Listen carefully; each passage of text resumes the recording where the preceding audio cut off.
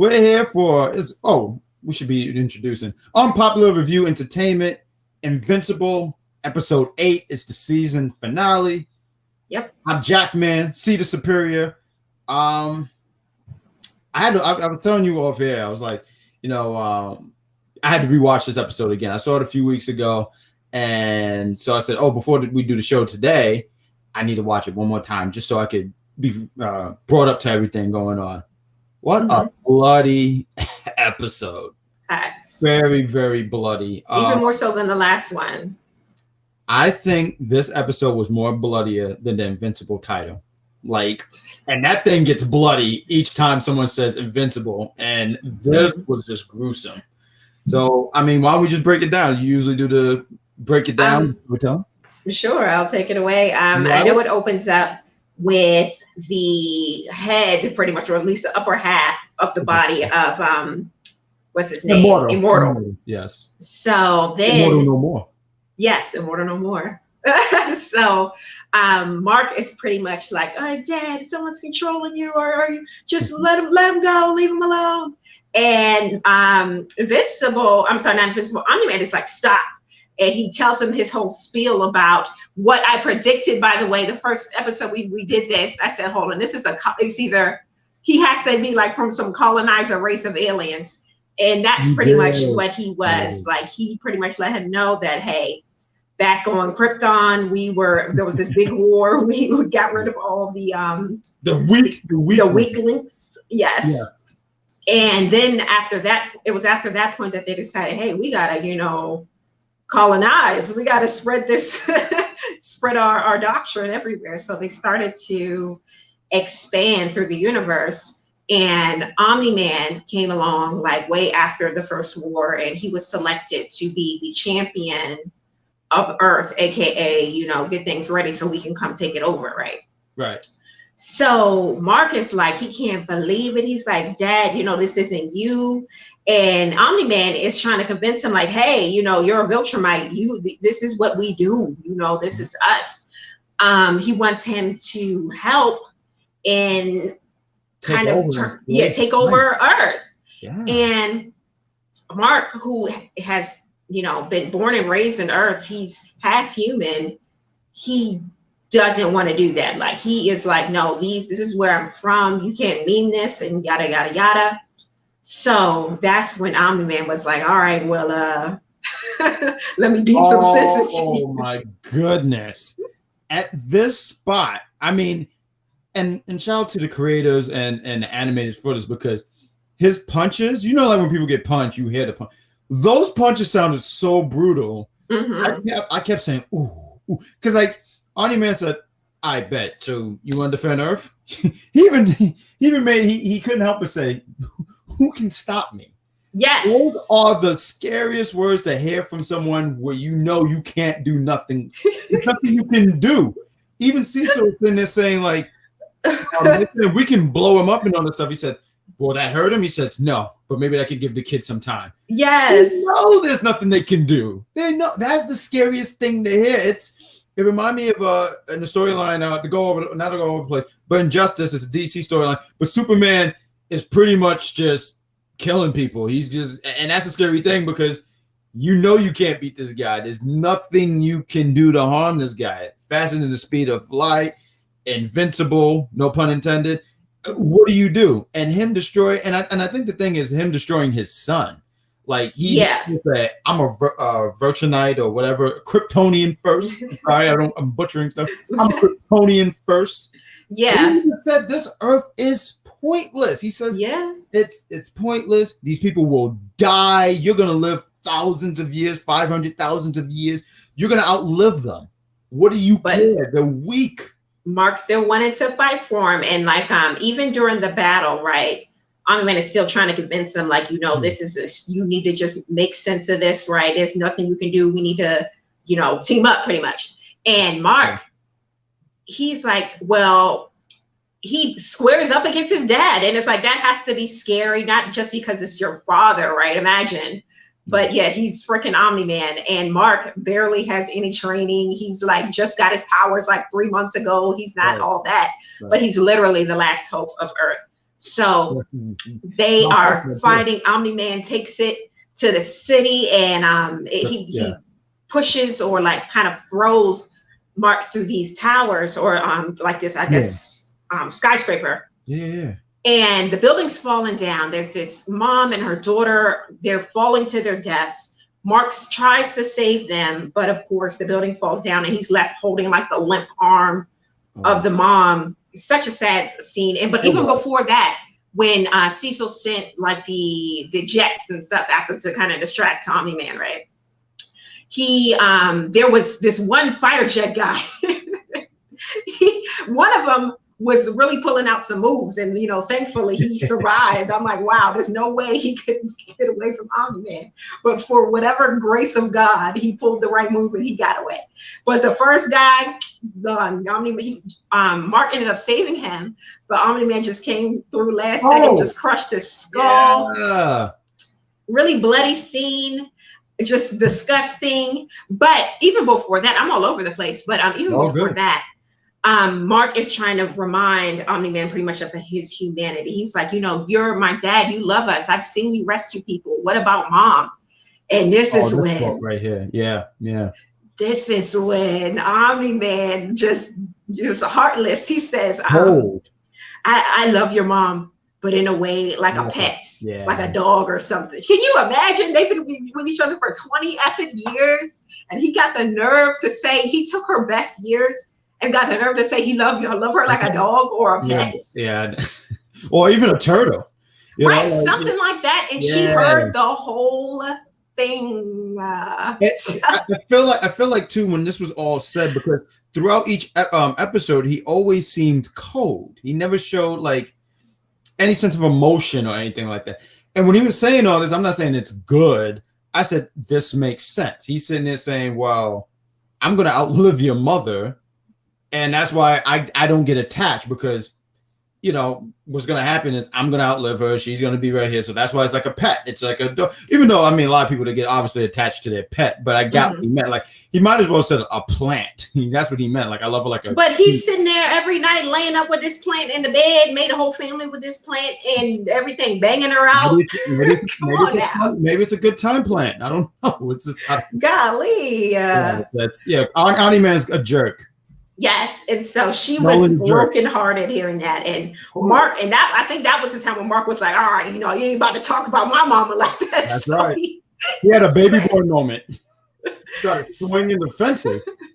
So later, Omni-Man, the fight kind of takes them down into the metro or the subway. If you that was Chicago. They went because he tossed them. I wanted to throw this out here. He flung him so far. He left whatever city they wanted to go to Chicago. That's when they do the thing with the subway, because the building scene was definitely really sad, because he practically knocked the thing. Invincible did the best he could, and seeing just the hand. But this scene was really, really. I can't compare the scenes like which one was more gruesome, because they're both gruesome. But to see him on the subway and see Omni-Man picks up Mark and he's holding him like this, and the train is coming, and obviously the train can't stop. It's going. It's just going. And you see Mark, and this is actually really hard to see, because when you can't do nothing to break this grip. I just noticed it today. He was really trying to fight it. I thought he was knocked out, but he was trying to fight, break the grip. This train's coming, and seeing the train. I take the subway. I said I would hate this. I would be not a good day. I would be dead. Not gonna do. But shout out to the animators for that scene. So I'm sure that was a really tough scene to animate, because there was a lot going on, like a lot of blood, a lot of movement. The blood was flowing towards the both of them, and you see the train splitting in half, and you see people all in there just jumping and scattering because of the force of the blow. One guy or girl, I forget, was trying to walk because there was so much damage. He didn't die yet. It was just struggling. And I think Omni-Man just stepped on him or something like that. And he even says, how many more people got to die, Mark? Why are you doing this? He's blaming Mark. Yes, like a true manipulator and gaslighter. That's what he does. And so it was at that point, right, that Omni-Man is like, all right, well, let's take this elsewhere. So they're still fighting. They get to this mountain. And that's when I think more jets come, and he gave him the lines about, look what they need to mimic a fraction of our power. That was a meme for a minute. Yep. Yes. His voice is still, it's like his Omni-Man, great voice, but something about the way he says stuff is just so funny. Yeah, I know, right? He's a great way of putting words together. So yeah, so he's in the middle of like punching out Mark, like he's just not giving, like he's not holding anything back at this point. Mark is looking a mess, like face toe up to the floor, up, teeth gone out the mouth. So while he's punching Mark, we get this flashback, and at first I wasn't sure I was like, is Mark having a flash, like his life flashing before his eyes? I know, I thought he was dead too. Yes, but it's actually Omni-Man who's having the flashback, and it's of Mark when he was a little tyke playing softball, or what's it called, Little League. Yeah. And Omni-Man's looking grumpy on the side of the field, and Mom comes down from the stands, and she's like, hey, this is our son. This is what we created together, and he's happy, and we get to relive this happiness because he's a child and he's pure, and pretty much that. And it was because of this speech that he got Omni-Man became more in the moment, because earlier in the season, Mom mentions to Omni-Man that he didn't even know squat about humanity until she taught him, right? So this was just highlighted that as well, because he was just on his Viltrumite, like emotionless type stuff, until she pointed out, hey, this is our son, let's be present for him. And he was so proud of Mark when he did hit the ball and made the whatever it's called, touchdown, goal, whatever they use. Yeah, no, he did do a touchdown. That's right. Yeah, one of those. Yeah, he did a home run. Yep. And it was at that moment we get flashback to Omni-Man, and his eyes are red, and you think, okay, his eyes are red because he's crying. Immortal did his eyes like that, or is it because he's feeling all of these emotions all at once? So he asks Mark, he said, what are you going to have in 500 years? And then Mark gave him like the saddest little answer, and keep in mind, teeth out, bloody face. Breathing heavy too. Yeah, yes. Breathing. I was uncomfortable. Yeah, because when that scene was just, I'm not gonna say it hit me, but I was like, damn, that was like, damn, man. Like, it was tough to watch. And he was like, you did. Yeah. I have you. I have you. Hey. But you gotta get the Omni-Man when he sit here, and it's funny because it's so sad. We decided to do the review a few months later, but for the longest time that was the meme where you see him going like this, think, Mark, think. He's going at him. He said, see, why did you make me do that? Why did you do this? You something, think, Mark, think. He's yelling. And that's when he said, what, and like you said, he said the thing, and you see bloody Mark. Mark sure left his mark. I'm sorry, that was a terrible joke. But it was a bloody mark. But yeah, go ahead. You want to finish it? Go ahead. Yeah, he pretty much tells him that to Omni-Man, and as Omni-Man is like literally has his fist ready to give Mark the finishing blow, but it's like shaking, like he's like thinking like he can't do it, and he just blasts himself into space. He just leaves Earth. Wasn't it crazy when he flew into space? How you saw how bloody and beat up his suit was, but once he went into space, but it started becoming like fresh. Like he had a fresh new suit and everything. I don't know. I just thought that was interesting. Maybe they've been doing that for the longest time, but I just noticed it a lot in this episode. I think it's the atmosphere that did it, because it was like, liquid blood, and when it reached the freezing coldness of space, it like shattered off. There we go. Science. Yeah, science. That's science. Shout out to the Sci-Fi Channel back in the day. Hey, but Magic School Bus too. Oh yeah, that as well. But so there was a range of emotions we got from Omni-Man. Like, I originally thought he was like this narcissistic, cold-hearted being, and he is, right? But there's also this part of him that very much is attached to this family, even though I feel like he's not trying to acknowledge it, right? But he does have this attachment. If you notice, I'm sorry, I was going to say, if you notice when he flew up, he was crying because there was a Yeah. tear that came out. So he knew, and I even think in this spot, even though everything he's done is wrong, in this moment he had to leave because, like he explained, we Virtumites, Kryptonians, however you want to word it, we're here to take over the world. That's what we're supposed to do. And it will actually explain a little bit of the ending.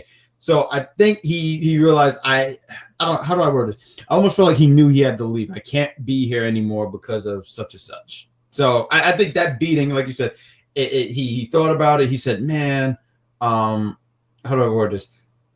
Like I care about this family, but I'm still loyal to this. But, it was almost like he was in a rock and a hard place. I think he just didn't want to harm his son anymore. Like I think he just had that moment of clarity. Like, if I can't kill him, right? And that's why he left. Like, he couldn't really stop himself. He couldn't really keep going. So he just right up into space. But that's when Cecil and Mom, the whole helicopter crew come. They take up the remains of Mark at this point, even though he's barely still alive. Skid Mark. Yes, that was kind of funny. I'll give you that. Hey! So they take him away. He's healing its shield. We get a little bit of the Righteous League Part 2, Teen Titans. They come and did what they needed to do in the city. No, they're just called Titans Season 4. Yeah, Titans Season 4. And they did what they needed to do. Once they got back to the Titan Towers, they saw the blood on the wall, and this was Rex, a cool scene right here. This was so cool. Yeah, he ended up cleaning up the spill, and he's like, we earned this, we are a team, and yada yada yada. So that was a really touching scene. Hold on, I just want to dig a little deep. As he was doing it, I got Goliath. I forget his name, but black dude. I'm sorry, I'm so bad with these names. I promise season 2 will be better. But I promise. But he's sitting there seeing as Rex is cleaning it up. He's saying, I don't know. He tries to stop him to do it, and he says, "Early, right, like you said, when we haven't earned that." And he says, "Really? F off."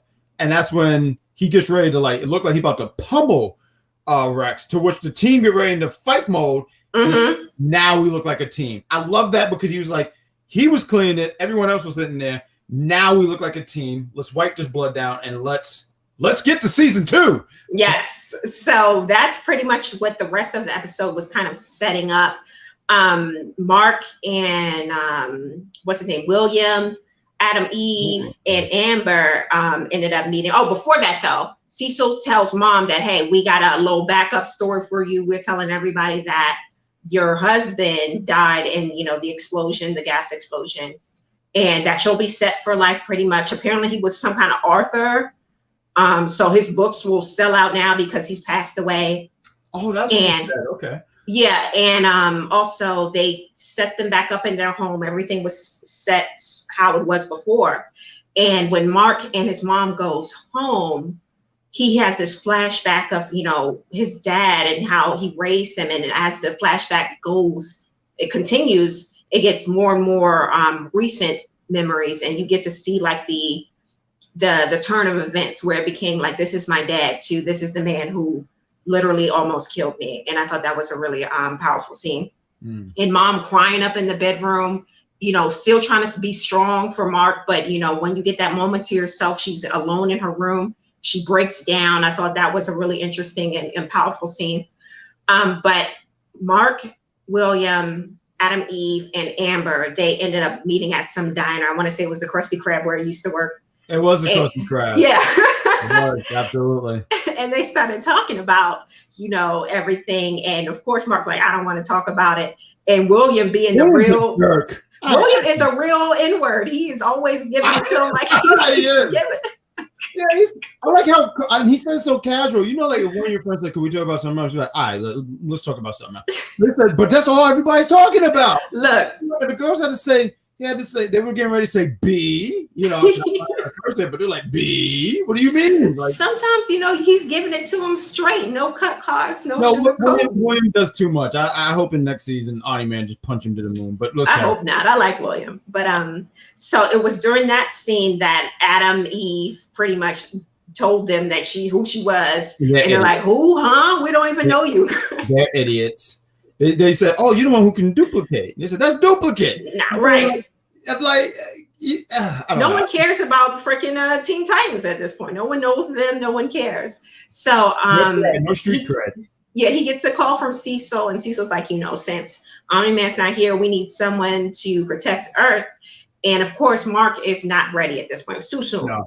And he does show them like this weird space room that apparently only everyone in the US won't be able to see because there's something they've been putting in the water, but they use that to perform top secret, experiments. And it was then that we saw that they had the remains of Immortal. And I guess they were trying to bring him back to life. They also earlier in the episode showed that they taken into custody the two blue guys, the two blue aliens. The Blue Hulks. Yeah. Yeah. So they are competent enough to bring back Immortal because they did it before. So I'm pretty sure that we're going to see him again in the next season.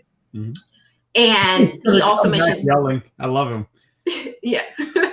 So Cecil mentioned that there was some alien life form coming towards Earth. He's like, "Yo, we need you. Can we depend on you?" So Mark's like, "All right, bet. Let me just suit up." He goes to space, and it's our good friend from an earlier episode, the one who was you got the planets confused. Yeah, the one eye. I forgot his name, but one eye. We'll call him the one eye, one horn, flying purple people. So he tells him that, "Yo, I gotta warn you, there's a Viltrumite on your planet." He's like always so late, like a day late, dollar short.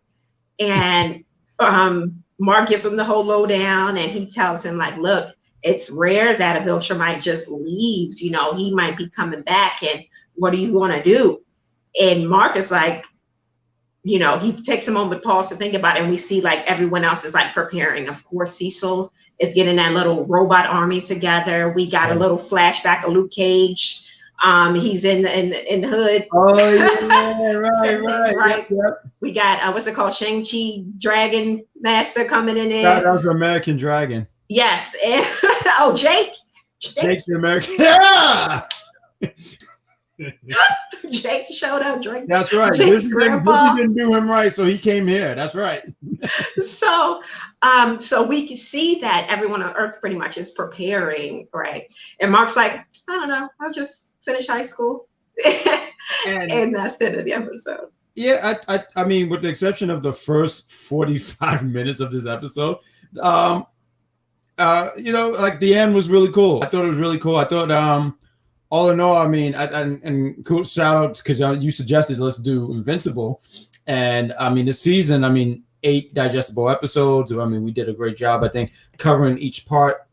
I just thought this episode was, I still say 7 is my favorite. I'll say number 7 is my favorite episode, but 8 did everything it needed to do. I think 8 was just so gruesome. Like, I'm not a queasy person, not at least I don't think so. But I mean, just seeing Omni-Man just punch this guy so hard, blood, and like you said earlier, matter of fact, when they were on the mountain, just to go a little bit to that scene, I thought they were on another planet because I've always saw the picture, but not realizing that was the mountain, but it was just so much blood. Because I thought they were like on Mars because I saw a little bit of red and stuff like that. So I always made the assumption they were on another planet. That was just the mountains, and it was just so much blood. And I also wanted to talk about, like you mentioned, about our friend, the one-eye alien. He coming saying about we have a Voltron here. I said Voltron. That's so great. I'm going to stick with it. And Viltrumite. Yeah, Viltrumite. Yeah, there we go. Thank you. I like I said, season 2. I promise you guys, I'll get it right.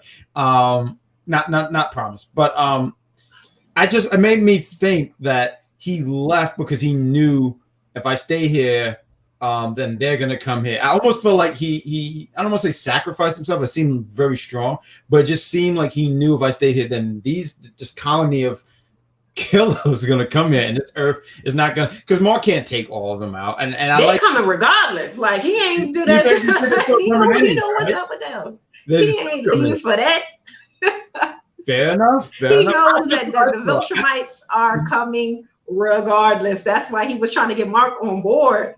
But right, I don't know. We're gonna find out season 2 though. We were talking about all the stuff going on. I forgot what these aliens were called, but those aliens early in the episode, they were prepping too. Look like they're going to be making a comeback in season 2, because those are the ones who remember when Omni-Man went to their place and he started beating them up. Oh yeah, and just destroyed everything. And then, like these other aliens, like one of them, I think they're based off Martian Manhunter. So it looked like a lot of stuff. I mean, and I thought the ending was really cool because it just prepped you to go like, there's so much stuff that's going to be happening to the next season, and there's got to be a next season going on. So I mean, Invincible was a really fun review, and I was glad to do it with you guys. It was such a well, it's just you, but you know, like it was great to do it with you. I mean, like, you know, because we usually Nick, wherever he may be. Yeah, we don't know.